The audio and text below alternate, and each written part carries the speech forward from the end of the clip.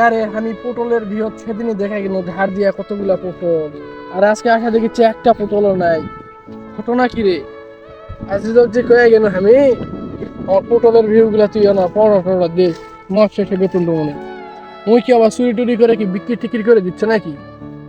এতগুলা পটলের ভিতরে একটা পটল নাই। আজ তো যা ধরা লাগবে আমার, হাজার হলেও বড় ভাই, বড় ভাই দেখা লাভ নাই। ধর্ম যা ঝাবড়া, তারপরে হবে কথা। দেখি যাই তো। এ আজিজ ভাই, হ্যাঁ ভাই, আমি কাজ করতেছি তো। আর রাখো তোমার কাজ, তুমি আগে আমার এদিকে আসো। আমার বিয়ের পুটল মুটল সব হারে যাচ্ছে, আর তুমি ওই তোমার কাজ নিয়ে বসে আছেন। তাড়াতাড়ি আসো এদিকে। হ্যাঁ ভাই, যাচ্ছি ভাই, যাচ্ছি যাচ্ছি। আচ্ছা ভাই, তুমি আমার পটলের ভিউ পড়া দাও, তোমার কয়জনে আমি বেতন দেই না।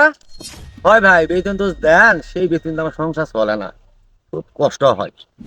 তাহলে তো সেই কথাটা আমাকে কয়া লাগবে।